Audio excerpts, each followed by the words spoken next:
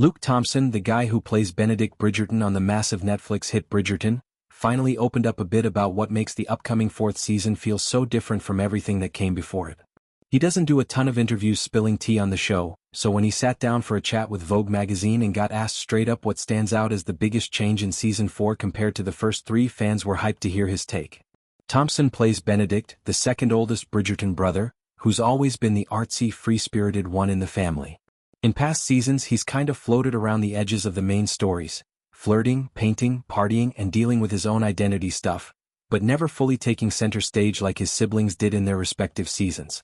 Now, with season 4 focusing on his love story, things are shifting in a major way, and Thompson highlighted how the whole world of the show is expanding beyond what viewers are used to seeing.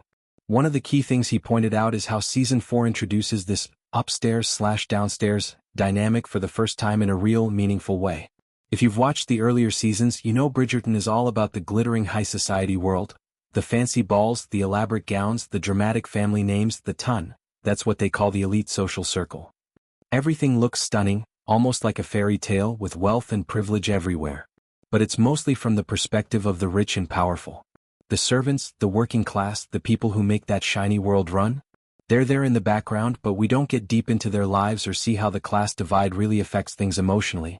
Thompson said it's exciting that season 4 changes that.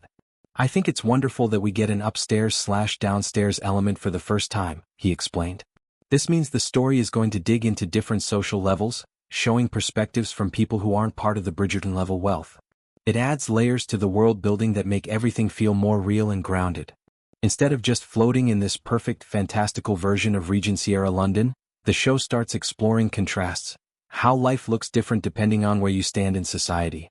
He went on to say that up until now, the Bridgerton universe has leaned heavily into the fantastical side because we're mostly seeing the rich and popular crowd. The visuals are gorgeous, the drama is juicy, the romances feel larger than life.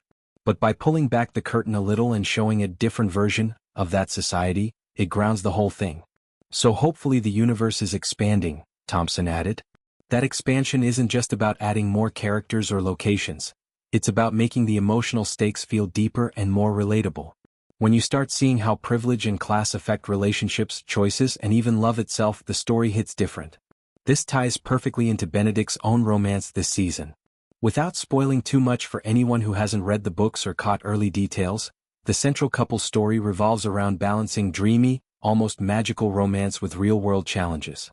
Thompson described it as bringing love down to earth. Falling in love can start off feeling like pure fantasy, sparks, passion, idealizing the other person, but eventually reality creeps in, differences in background, expectations, obstacles that aren't just dramatic misunderstandings but actual societal barriers. He put it like this: maybe it's got a few more roots now. And it's perfect that this happens in the season where the couple's whole question is, how do you bring love down to earth? Falling in love is a mixture of fantasy and reality. That mix is what makes the season feel fresh.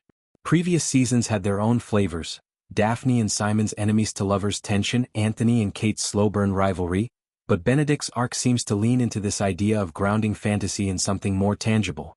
The romance isn't just about grand gestures or stolen glances at balls. It's about navigating real differences and finding a way to make it work despite them.